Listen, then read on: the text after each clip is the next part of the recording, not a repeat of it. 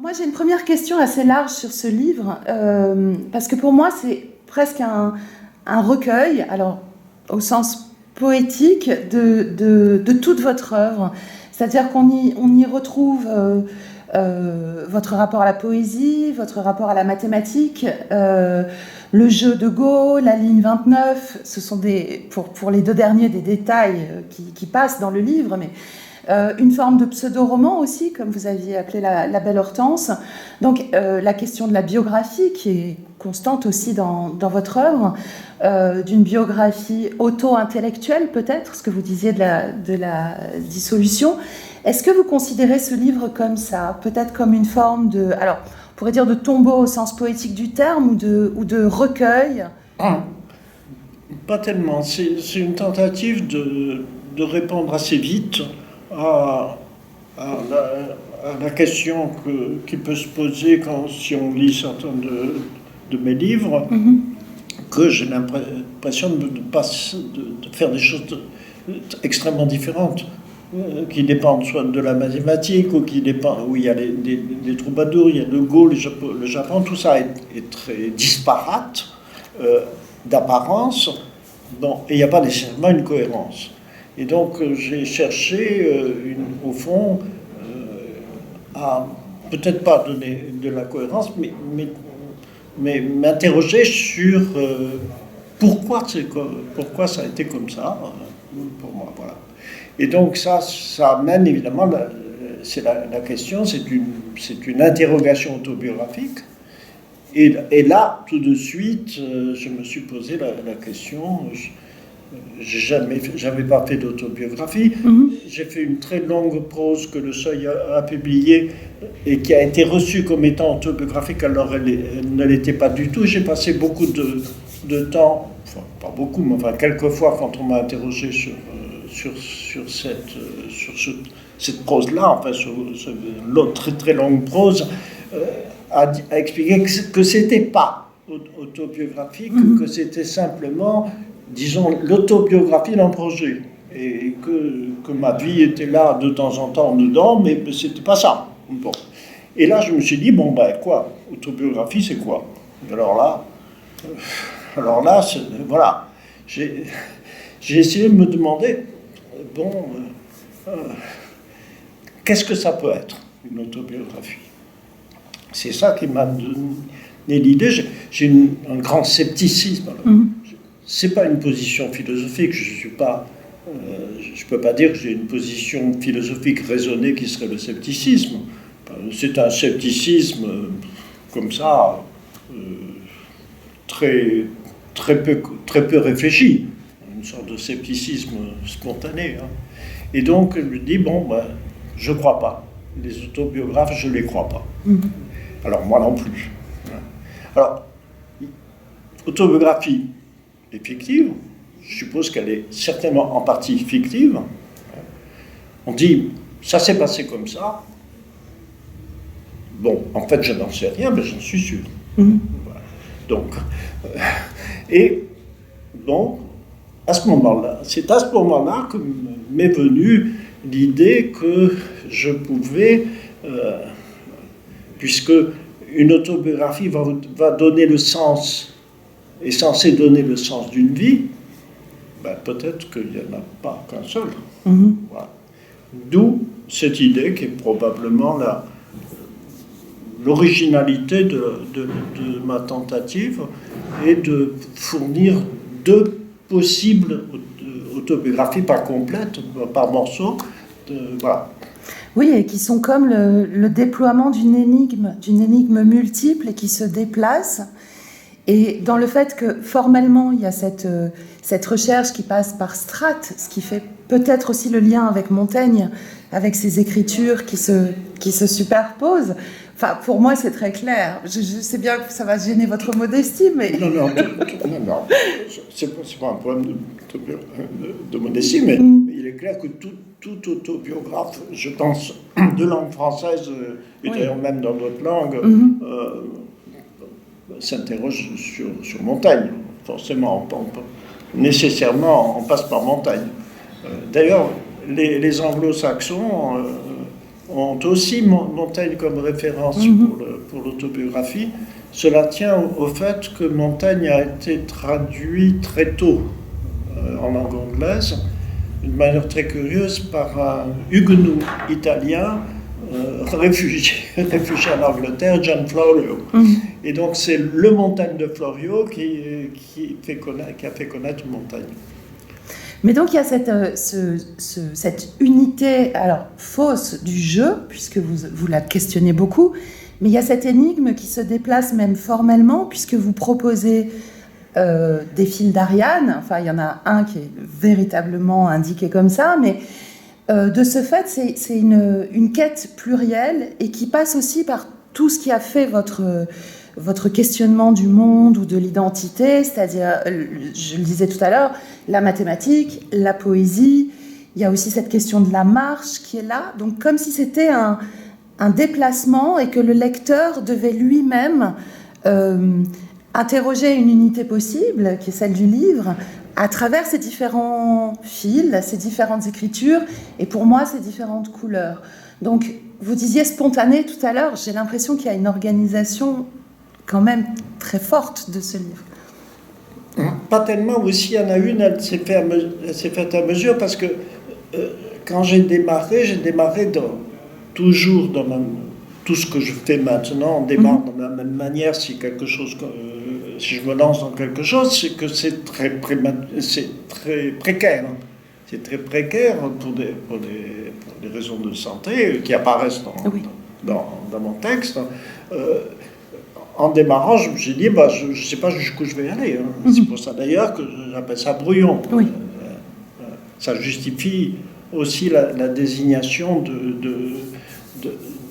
du livre comme brouillon. Et il y a ce peut-être en titre. Et pour moi, ce peut-être, c'est... alors, vous parlez à un moment donné de Gertrude Stein qui dit que le titre, c'est le nom propre du livre, et le peut-être, c'est le nom propre de ce livre, et qui dit, d'ailleurs le titre est présent dès la première ligne, on retrouve ce peut-être, c'est le vacillement de l'être, de l'existence soumise à l'écriture aussi, c'est ce provisoire de tout récit qui fait de ce livre un essai ou... C'est le provisoire, c'est mon propre provisoire en fait. Peut-être ça explique, c'est lié au fait que c'est toujours quand on écrit quelque chose de ce genre, c'est provisoire, mais ça vise quand même essentiellement le provisoire dans lequel je me trouve quand j'avance dans cette prose. Oui, et qui est aussi le peut-être du genre même du livre, puisque on est face à une forme hybride qui tient de l'autobiographie romanesque, vous en avez déjà un tout petit peu parlé, ce refus de figer un genre, de figer l'écriture, qui explique que vous appelez ça un brouillon de prose, tout en insérant aussi des poèmes et en interrogeant ce que la place de ces poèmes dit aussi d'un mouvement de la prose. C'était très important pour vous, ça ? Oui, c'est-à-dire... il y a, le travail autobiographique, d'après ce que je pense, autobiographique est fictif. Donc, dans ce cas-là, pourquoi pas mettre aussi de la fiction. Et puis, le travail de l'autobiographie, c'est très difficile de faire une autobiographie en forme de poème. Bon, ça doit exister, mais je n'en vois pas d'exemple à la minute. Bon, pourquoi pas, mais des poèmes aussi. Alors, donc, toutes ces choses-là apparaissent à mesure que j'avance dans la constitution de cette prose, et donc je ne résiste pas à l'idée de les faire intervenir. Donc j'introduis les poèmes, j'introduis de la fiction. Une des choses que je raconte dans, disons, ce premier film, qui est un film de récit qui semble un récit autobiographique ordinaire, je passe à une parodie, une sorte de parodie. C'est dans la version qui est la version en couleur, passer du bleu clair qui est au départ au bleu foncé, qui est en fait un peu passer la même chose, mais sous forme parodique. Oui, donc il y a aussi ce... Pour moi, bon, je ne sais pas si ça faisait partie de vos références peut-être. J'ai pensé à Michel Leiris qui a passé son œuvre à écrire son jeu dans ce mouvement. Bon, et pour moi, ce livre, c'est presque une manière de rassembler cette entreprise d'une vie, qui était celle de Leiris, en un seul livre, avec ses différentes couches ou ses différents mouvements. Si c'était ça, c'est très terriblement simplifié parce que c'est très court par rapport à tout ce qu'a fait Leiris. Mais bon, je me souviens d'avoir lu un des volumes de l'autobiographie de Leiris alors que j'étais comme soldat en route vers le Sahara. Et à chaque moment, quand je lis, je suis frappé par le caractère pour moi irréel de ce qu'il raconte parce que comme beaucoup, il s'imagine,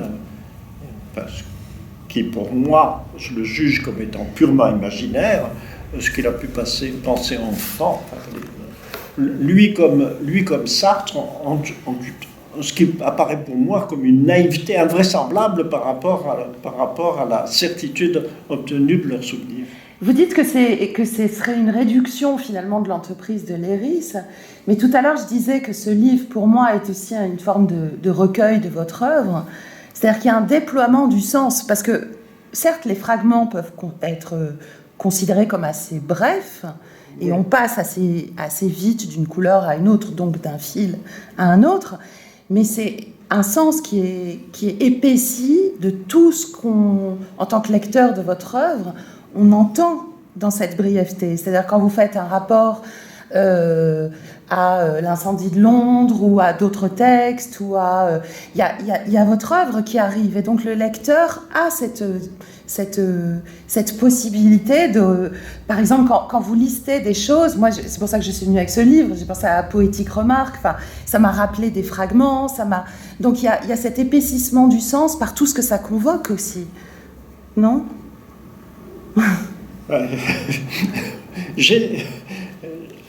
Il y a une tentative, finalement, peut-être aussi une manière, là, essayer de justifier, comme je l'ai dit tout à l'heure, ce qui peut apparaître comme disparate. Il y a une autre question que je me posais en rapport avec Poétique Remarque, parce que vous, dans une des remarques que vous faites dans ce livre, vous parlez du rapport parfois disjonctif entre poésie et autobiographie.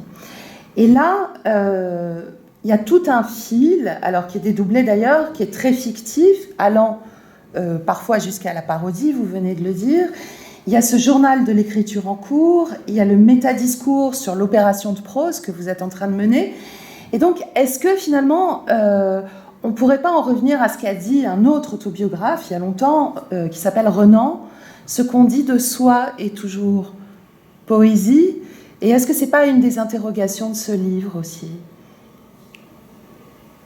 De savoir si ce qu'on dit de soi est poésie et qui rassemblerait une interrogation formelle. Vous parlez beaucoup de la poésie et de son effet fantôme, cette manière de la conserver comme un spectre et de laisser croire qu'elle existe. Pour moi, il y a un autre effet fantôme, là, dans ce vacillement d'une quête de soi qui est aussi une quête poétique. Je ne sais pas si ma question est très claire.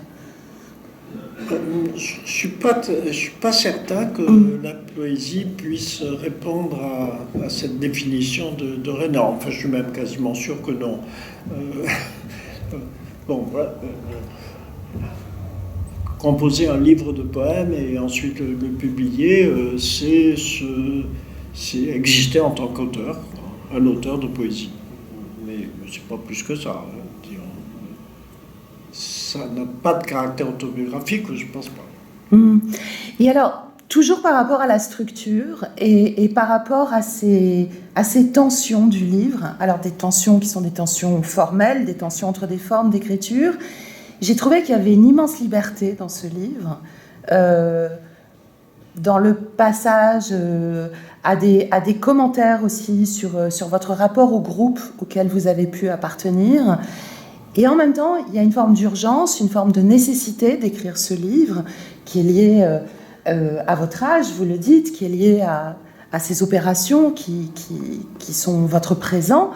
Mais je me suis posé la question, alors en ignare absolu de ces questions, s'il n'y avait pas aussi une forme mathématique peut-être dans ce livre, sous-jacente, parce que vous évoquez les travaux de Jean Benabou, vous évoquez Oulipo, vous évoquez toutes ces recherches formelles. Je me suis demandé s'il n'y avait pas un schéma sous-jacent. Disons que par une sorte de prudence, quand je démarrais, j'avais eu dans l'idée précisément d'imposer un certain nombre je ne dis pas des contraintes, mais des consignes d'ordre arithmétique sur ça. Puis j'ai assez vite renoncé à ça. J'en parle un petit peu à un moment, mais j'ai fini de renoncer. Mais il faut du temps pour ça. Il faut du temps, il faut pouvoir revenir. Or, je ne suis quasiment pas revenu sur ce. Donc il y a éventuellement, je suis même sûr qu'il y en a, des contradictions à l'intérieur de mon texte. Et ça, c'est en ce sens que c'est un brouillon, je n'ai pas révisé. D'accord. Parce que je me suis posé la question, parce qu'à un moment donné, vous dites, je suis arrivée au chapitre 15, donc il faut que j'arrête. Voilà, donc pour moi, mais qui n'ait aucune connaissance mathématique, je me suis vraiment posé des questions par rapport à ça. C'est même pas de la mathématique, hein, oui. Ça se restreint à un peu d'arithmétique élémentaire. Voilà. D'accord, donc je ne suis même pas au niveau mathématique élémentaire.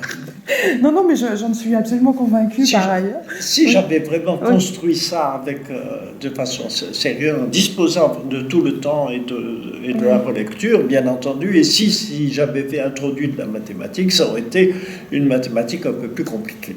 Oui, j'imagine bien, comme dans d'autres de vos livres. Ouais. Et les lignes de points sur lesquelles se termine le manuscrit que j'ai lu moi, ce sera aussi dans le livre, vous savez ou pas? Je pense. Oui. À un certain moment, je me suis arrêté. Oui, d'accord. Et alors, dans la 4e de couverture qu'a prévu votre éditeur et qui fait référence à un passage de votre texte, vous évoquez Stendhal, vous évoquez Chateaubriand, vous évoquez Christine Angot, il y a d'autres auteurs. Oui, il y a ces différents autobiographes. Oui, qui sont là. Et il y a aussi tous les textes en exergue. Apollinaire, un autre qui est sans arrêt commenté. Est-ce que vous considérez aussi ce brouillon de prose comme un... Alors, l'expression va être un peu pompeuse, donc elle ne correspond pas tout à fait, mais un livre des livres ou un brouillon d'autres proses qui aurait nourri la vôtre? Peut-être. Mais au fond, si j'avais disposé si j'avais composé ça en sachant que je pouvais raisonnablement estimer disposer de pas mal de temps, peut-être ça aurait joué. Mais là, non, je n'avais pas le temps. Il y a ce texte de Louis Gallo de Chasteuil que vous Louis de Gallo de Chasteuil. Oui, que vous... Qu'est-ce que j'ai dit? J'ai dit autre chose. Non. Ah, pardon. Je me le pardon. Que vous citez plusieurs fois. Et pour moi, c'était comme une forme de retour d'un texte qui aurait été presque une matrice ou... Oui, c'est possible. Parce que Louis de Gallo de Chasteuil n'est pas un poète extrêmement connu, mais il fait des choses qui sont précisément des choses que fait beaucoup quelqu'un qui compose de la poésie. Par exemple, à un certain moment, dans un poème, en fait, c'est des poèmes qui n'ont pas vraiment été publiés et que un vieil ami à moi de l'époque, Pierre Larzig, était allé copier à la bibliothèque municipale de Carpentras, je pense, et dit celui qui donna, je ne cite pas vraiment comme il faut parce que j'oublie beaucoup, celui qui donna voix, qui donna je ne sais pas quoi au jardin des oiseaux, et puis au jardin des oiseaux, et puis après il corrige et il remplace par jargon, ce qui n'est pas du tout la même chose. Et donc il y a ça, Et ça m'a paru précisément être un élément très net du fait que celui qui compose la poésie, il n'est pas en train de faire son autobiographie du tout. Oui. Oui, d'où le fait que vous disiez tout à l'heure que Renan, ce qu'il dit de... C'est pas ça. Non, tout à fait, ouais. Moi, c'est pas ça. Oui, vous parlez aussi de brouillon de quelques miens verts, qui est en fait une citation de ce poète. Brouillard, il disait Oui, brouillard. tout à fait, brouillard, c'est ce que j'ai écrit. Brouillard de quelques miens verts. Donc j'ai pris cette idée de brouillon aussi. Oui, tout à fait. Voilà, c'est pour ça que pour moi, c'était aussi comme le nom propre caché sous le vôtre, Absolument. peut-être. Oui. Absolument. Oui. À un moment donné, vous écrivez une phrase qui pour moi est fondamentale dans le livre. Vous dites « je suis là ». Avec ce « là » qui... je parlais d'Apollinaire tout à l'heure. À la fin, je suis là de ce monde ancien, etc. Bon, qui n'est évidemment pas orthographié de la même manière. Mais le « là », c'est ce « là » à la fois d'une présence au monde, d'une présence temporelle. Et c'est aussi ce livre qui interroge une absolue présence, comme une manière de tout rendre présent, 52 en 2017, etc. Est-ce que pour avec vous, toutes les homonymies de là. Bien sûr. Donc là, voilà. Là, la note de musique. Oui. Et là, l'état dans lequel on est. Fatigué. Oui, fatigué et puis en colère aussi. Parce que il y a tout ce rapport aux gens sucre, au hélas, coucou. Hélas. Oui. C'est un peu lié à la manière dont, dans les dernières années, quand j'avais l'occasion de faire des lectures de poésie, devant des publics, je sais pas moi, un lycée ou un endroit où on ne connaît pas a priori, je me autodéfinissais en disant je suis en anglais, parce que je n'avais pas le moyen de trouver, je n'avais pas trouvé l'équivalent en français, I'm a mathematician retired I'm a mathematician retired and a poet not retired but tired. Voilà. Donc, et je n'ai jamais trouvé de traduction correcte de ça, donc je me présentais en anglais. C'est une curieuse façon de faire pour un poète de langue française. Oui, un poète de langue française, mais qui interroge beaucoup son rapport à une forme d'altérité de la langue, parce que vous dites étranger à un moment donné, au sens étymologique, je pense. Oui, ah oui, toute langue est confrontée au fait qu'il y en a d'autres. Oui. Et je pense que c'est nécessaire qu'il y ait d'autres langues, et c'est très dommage qu'il y en ait de moins en moins. Il y a aussi cette interrogation d'un rapport à la poésie américaine, à la poésie anglo-saxonne. On sait que vous avez traduit aussi des textes. Il y a des passages de ce livre qui sont en anglais. Alors, parfois parce qu'ils sont intraduisibles, vous venez de le dire, et la phrase que vous avez citée est dans le livre, mais aussi parce qu'il y a tout ce jeu avec quelqu'un dans des groupes qui vous répond en anglais, qui se dit anglo-saxon, etc. Donc, ce rapport à la langue anglaise, dont vous montrez aussi la différence entre l'états-unien, oui, trumpiste presque, de cette personne, et l'anglais que vous avez appris, parlé, qui se perd. C'est très important dans le livre aussi. C'est vrai. C'est vrai, j'étais beaucoup baigné dans la langue anglaise et dans la poésie de langue anglaise, et donc ça joue constamment. Ça a joué constamment pour moi. Et je n'ai pas assez traduit. Donc, voilà, parce que avec des amis, l'idée qu'il fallait, au moins autant que composer, il fallait traduire. Mais quand je fais le bilan, là, il y a quelqu'un a publié un livre à partir de mes traductions, des traductions de poésie que j'ai faites, et va publier une nouvelle version en ajoutant quelques autres traductions. Et quand je regarde ça, je trouve que j'en ai fait très peu. Voilà. Ah, oui.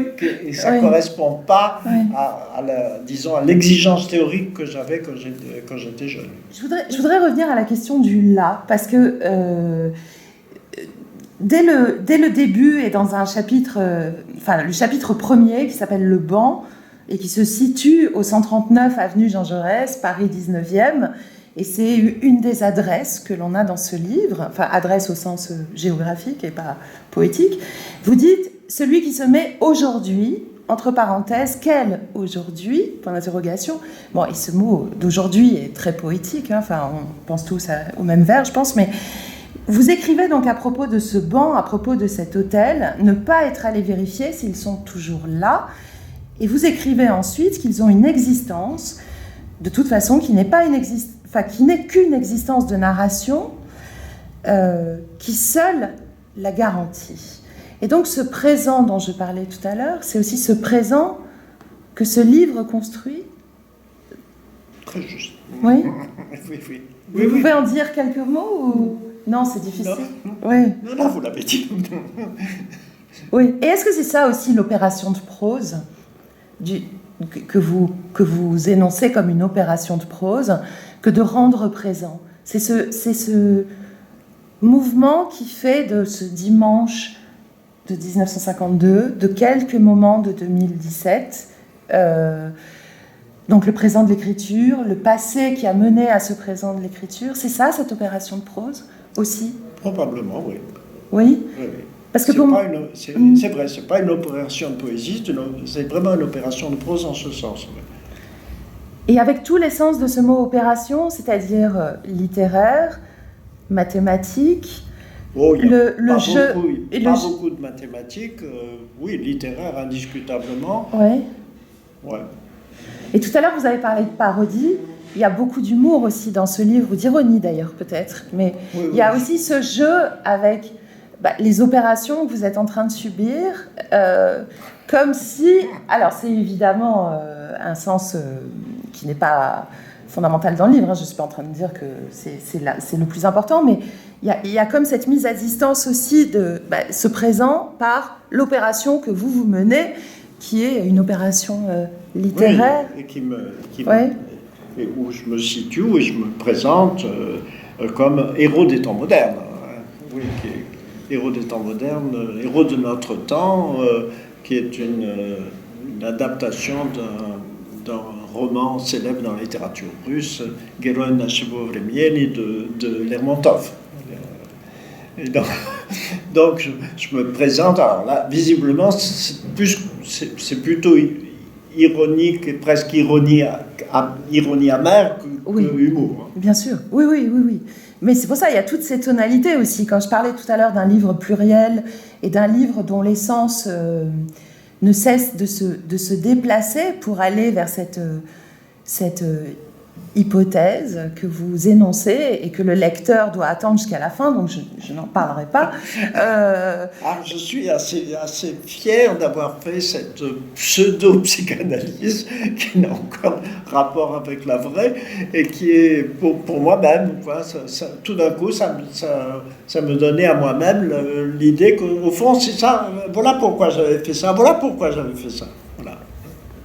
Et tout en partant d'une espèce de disjonction première que du coup vous arrivez évidemment sinon à résoudre, en tout cas à travailler comme une des tensions du texte, entre le fait de vous être défini assez tôt, à la fois dans la mathématique et dans la poésie, et donc comme toujours à la fois étranger à l'un et à l'autre et en même temps pleinement présent de ce fait dans leur synthèse. Oui, la mathématique étant venue plus tard, alors qu'avant, je n'avais d'intérêt que pour l'arithmétique du nombre. Oui. Et donc, mon immersion dans la poésie était quand même beaucoup liée au fait que je composais toujours avec des nombres dans la tête. C'est pour ça que je n'ai pas perdu d'intérêt pour la manière traditionnelle, ancienne française en langue française de composer de la poésie, avec interrogation sur le vers, l'alexandrin, etc.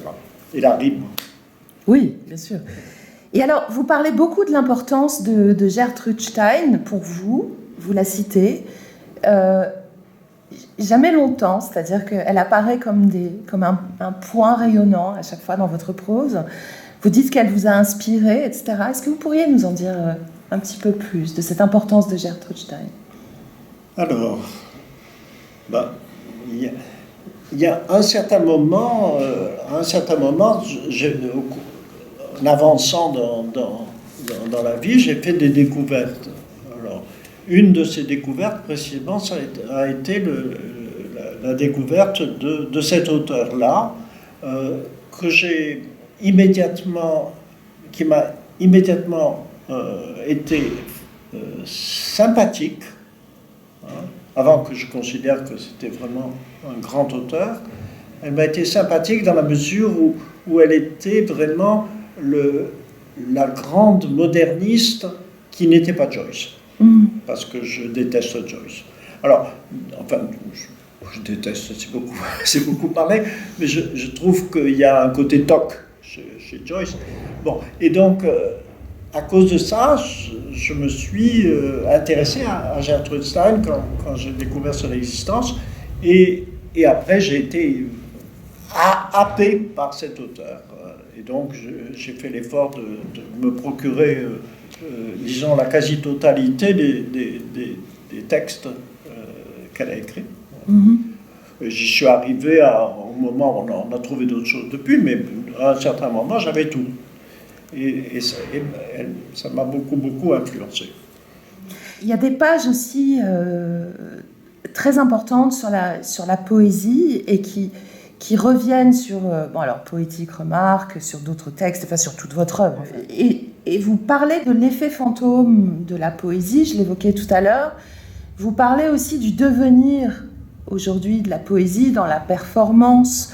Quel est votre rapport à un présent justement de la poésie, puisque ce présent est très, très important dans le livre? Le présent de la poésie, il faut bien voir que le présent de la poésie est assez particulier en France. Parce que c'est un pays, la France, où vraiment la poésie est très maltraitée. Elle est très maltraitée si on compare quasiment les autres pays du monde. Et je ne sais pas pourquoi c'est comme ça, mais c'est un fait. Elle est maltraitée par les médias. Et ça, évidemment, agit beaucoup sur les poètes eux-mêmes, qui essaient quand même parce qu'ils continuent à composer de la poésie, ils ne voient pas pourquoi ça l'empêchait, et en même temps, ils ne veulent pas être totalement ignorés, et donc il me semble que ça favorise une manière de ne pas être entendu, qui est d'associer chaque fois qu'on va présenter de la poésie de manière publique, s'excuser en un sens, en y ajoutant autre chose, en y ajoutant de la musique, en y ajoutant de la performance, en y ajoutant toutes sortes de choses auxquelles on peut penser, et je regrette ça.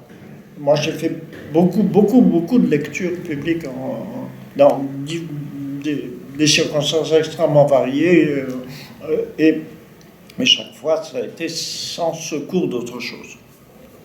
Et justement, parmi les éléments que vous parvenez à affirmer à la toute fin du livre, alors que tout le début du livre, ce sont ces hypothèses, ces mouvements et ces vacillements de l'être, du peut-être, vous écrivez à la fin du livre « Voilà ce que je fus toujours, ce que je suis, poète ». Donc vous définissez dans cet état-là, est-ce que c'est un état d'ailleurs ? Qu'est-ce que... J'en sais trop rien. Une identité, ouais.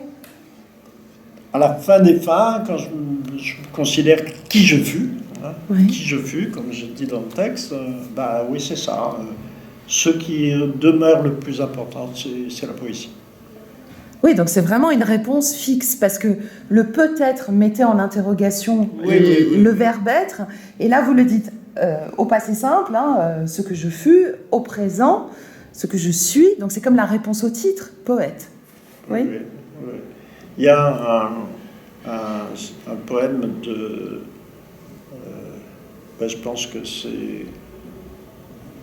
c'est Galop de Chastoy d'ailleurs, voilà, qui se termine comme ça. Vous verrez, probablement en lisant les poèmes, etc., qui je suis, qui je fus, quel encore je serai. Donc c'est vraiment le nom propre caché Absolument. du livre. Je citais voilà qui je fus toujours, ce que je suis. Et vous avez une interrogation qui est alors, magnifique sur les temps. Les temps et les tiroirs verbaux dans ce livre, alors, qui est le déploiement autobiographique, par essence, la confrontation de l'imparfait ou du passé simple et du présent. Et vous écrivez « Je raconte tout ce que je compte au présent, puisant le présent du verbe dans le tiroir des temps verbaux ». Est-ce que ces temps verbaux, ce sont les ouvroirs du livre, enfin au sens de ce qui vous permet d'ouvrir les différents tiroirs? Tout à fait, tout à fait. Alors, particulièrement avec ce temps verbal que j'aime beaucoup, qui est le futur antérieur. Oui, et vous en parlez d'ailleurs. Oui. Qui n'a pas malheureusement dans la langue française, qui n'a pas son correspondant qui serait le passé postérieur, et qui amène à ces choses que je déteste dans les proses que je lis, où on parle de quelqu'un à un certain moment, et ensuite on dit « il sera ceci ». Ben non, il a été, il ne sera pas. Enfin, je veux dire, comment on n'a pas ce temps verbal-là dans la langue française, on se débrouille mal avec. Voilà. Et pour moi, ce livre, parce que vous parlez cette question de ce temps absent, enfin de ce temps justement avec lequel un écrivain travaille et qui n'existe pas dans la syntaxe, ce livre, c'est la création de ce temps-là aussi, d'une certaine manière. J'ai toujours essayé de faire des choses qui dépendraient du futur antérieur, ça toujours. Et bon, je me suis intéressé à un certain moment à des choses de la pensée antique dans laquelle il y a alors ça y est, bien entendu, comme je perds la mémoire, je vais pas retrouver ce penseur antique qui dit le mobile ne bouge pas, il a bougé. Enfin, donc on se place toujours dans le futur antérieur. Oui, et je crois d'ailleurs que ce mot de mobile, vous l'utilisez dans le livre, parce que j'ai pensé à Butor, et vous évoquez Butor à un moment donné. Oui, tout à fait. Ça m'avait frappé, ça, cette façon de composer, c'est le passage de Milan, je ne sais pas, enfin, ce roman où, à la seconde personne... La modification. C'est dans la modification. Oui, dans la modification, il n'y a jamais le je, il n'y a jamais le lui. C'est assez frappant, ça. Ça m'avait beaucoup plu. Oui, et alors, justement, vous disiez, j'ai oublié qui a pu dire cette phrase, ce philosophe antique. Et dans votre livre, vous avez cette phrase absolument terrible et en même temps magnifique, qui est « Ma mémoire n'est plus qu'un souvenir ». Et en fait, cette phrase que j'aime beaucoup, je ne sais pas si je le dis, si je le dis pas, j'aurais dû. Elle n'est pas de moi, c'est un vieil ami à moi qui a dit ça un jour. Quand je lui posais une question si vous dites. À propos du passé, et elle a dit « Non, je ne peux pas te répondre, ma mémoire n'est plus qu'un souvenir », ce que je trouvais très très beau. Oui, et vous le dites, que c'est un ami qui vous a dit ça, et justement, c'est aussi ce qui fait la beauté de cette phrase, parce qu'il vous l'a dit un jour, vous vous en souvenez? Je m'en suis souvenu. Voilà, et votre mémoire est un souvenir. Oui, tout à fait, oui. Donc il y a ce paradoxe aussi de dire j'oublie. Tous les souvenirs que je retrouve sont paradoxaux. Oui. D'une part parce que je ne sais même pas s'ils sont réellement des souvenirs ou des souvenirs du souvenir. Bon, il y a tout ça, tout le problème qui a été rencontré par la science pour la vérification des hypothèses. On vous dit tel résultat, il faut voir est-ce qu'on peut le répliquer, est-ce qu'on peut le refaire. Voilà. Donc voilà, est-ce que tout souvenir exhibé n'est pas un souvenir d'un souvenir? Ensuite, quand je vais le reprendre, c'est plus lui. Enfin, tout ça. Oui, et aussi parce que certains de ces moments sont déjà passés dans d'autres de vos livres. Et que de ce fait-là, votre vie, c'est aussi vos livres. Enfin, il y a ce rapport à une vie qui est aussi faite de ces moments de publication, d'écriture, et qui fait que vous les recomposez aussi tels qu'ils... Ouais. J'ai essayé de moins possible m'engluer dans du déjà raconté. c'était pas ce que je voulais dire. Hein. C'est pas, je dis pas que vous avez déjà tout écrit et que oui. Mais bien sûr, chaque chose dont je suis souvenu en composant cette prose, d'une certaine façon, pouvait avoir été quelque chose dont je m'étais déjà souvenu, donc j'essayais de ne pas faire ça. J'y ai pensé aussi parce que j'ai lu, peu avant de lire votre livre, un texte de Joyce Carol Oates, qui s'appelle Paysage perdu, qui vient de sortir en français, et elle explique tout ce qui a fait d'elle, Joyce Carol Oates, c'est-à-dire ce nom propre. Et on en revient à Gertrude Stein ou à d'autres phrases que vous avez pu écrire, vous, sur Jacques Roubaud, comme nom propre de vos livres. Et elle explique qu'une des difficultés pour elle, peut-être, c'est aujourd'hui de ne plus savoir ce qu'elle a vécu et ce qu'elle a imaginé dans ses livres, qui est devenu sa vie. Avec cette porosité presque entre... c'est ça, porosité, c'est tout à fait ça.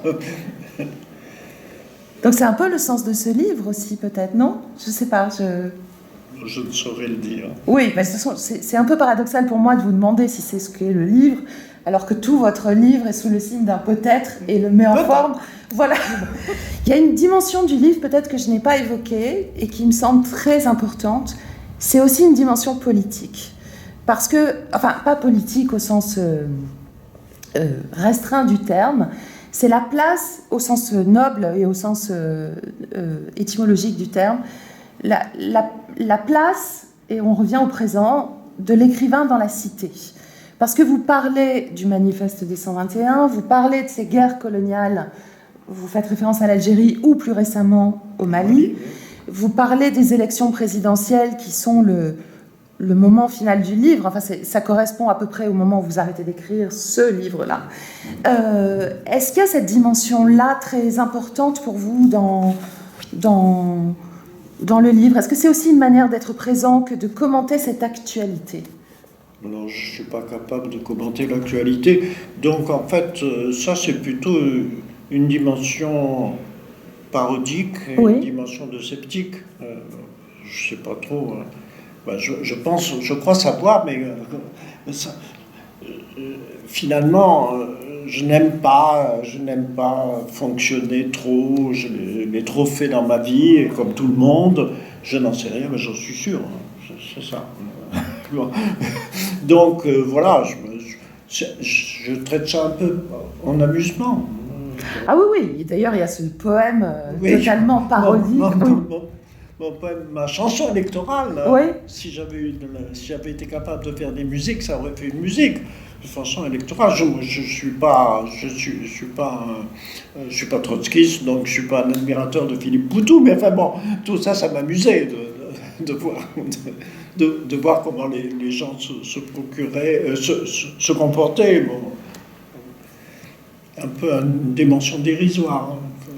Il y a une dimension dérisoire, mais il y a une dimension beaucoup plus caustique et de ce fait fondamentale. Quand vous dites le Mali aujourd'hui, si on pense à l'Algérie avant, il y a quand même quelque chose, les guerres coloniales de la France, vous ne pouvez pas dire que c'est que caustique, il y a quand même quelque chose de...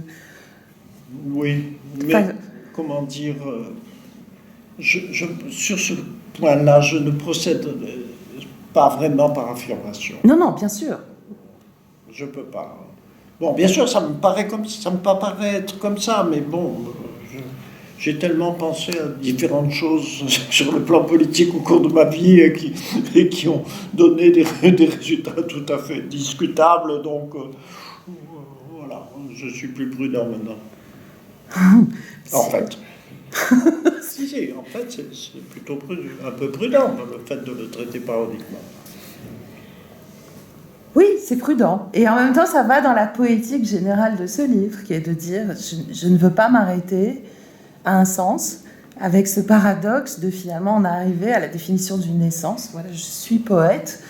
Donc je crois que cette tension-là, entre la volonté de ne pas clore quoi que ce soit, et en même temps arriver, en tout cas pour votre rapport à la poésie, donc votre rapport au monde aussi, à une représentation du monde, à une forme de certitude, voire même sur votre biographie, même si je ne veux pas en parler, parce que je veux que les lecteurs le découvrent. Il y a cette tension très forte. C'est un peu une invention, je pense, là. Il y a une petite invention du point de vue de la position autobiographique. Tout à fait. Oui. Et puis, qui est aussi une forme de fil romanesque du livre, puisque vous ironisez beaucoup sur le fait que voilà, vous allez en parler, puis vous n'en parlerez pas, et puis finalement vous allez quand même en parler, mais pas tout de suite, il faut que le lecteur attende. C'est une vieille rouerie des écrivains, ça. C'est pas très original. Oui, mais ce que je veux dire, c'est qu'il y a une forme de... Il y a un amusement formel sans arrêt. Je crois qu'il y a une part ludique qui est peut-être la poétique fondamentale de ce livre, c'est-à-dire de jouer avec des formes, de jouer avec vous-même peut-être, de jouer avec le rapport entre les fragments et, dans ce que j'ai lu pour moi, entre les couleurs. C'est-à-dire que le lecteur, dont on n'a pas beaucoup parlé jusqu'ici, le lecteur de ce livre va devoir lui-même accomplir cette enquête ou chercher cette énigme. C'est un espoir, c'est l'espoir de l'auteur.